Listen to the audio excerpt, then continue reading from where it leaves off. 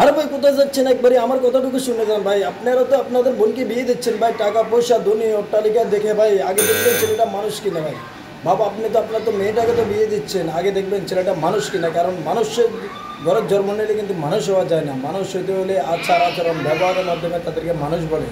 কারণ হচ্ছে টাকার ভিতরে সুখ শান্তি থাকে না। আমরা অনেকে দেখছি সমাজের মাধ্যমে একটা মেয়েকে যখন বিয়ে দিতে যা আগে দেখে ছেলে পক্ষের লোকদেরকে বলে যে ছেলে কী করে, শিক্ষার যোগ্যতা কেমন, ছেলেটা বাড়ি গাড়ি আছে কিনা, টাকা পয়সা কেমন আছে। হ্যাঁ ভাই, আর ভাই টাকা পয়সা থাকলে কিন্তু হবে না ভাই। টাকা পয়সার ভিতরে কিন্তু ভাই সুখ থাকে না, বুঝছেন? টাকা পয়সার ভিতরে সুখ থাকে না, সুখ হলো আল্লাহর একটা নেয়ামত, বুঝছেন না?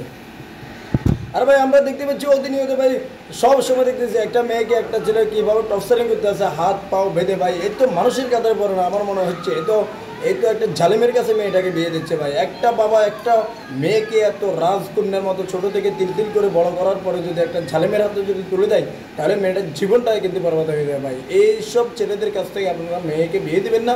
প্রয়োজনে মেয়েকে আরও 2-4-5 বছর ঘরে ভিতরে রাখবেন, একটু ভালো ছেলে থেকে বিয়ে দেবেন। ছেলেটা যদি 5 ওয়াক্ত নামাজ কালাম পড়ে, আল্লাহ দিনের পথে থাকে, এইসব ছেলে থেকে বিয়ে দেবেন। কারণ দুনিয়াতে শান্তি পাবে, সে আখেরাতেও শান্তি পাবে। টাকা পয়সার ভিতরে ভাই সুখ থাকে না ভাই। অশান্তিতে কাচ্চি বিরিয়ানি খাওয়াচ্ছে, শান্তিতে ফান্তাবাদ খাওয়া কিন্তু অনেক ভালো। বুঝতে পারছেন কথাটা? অবশ্যই আপনারা মনে রাখবেন।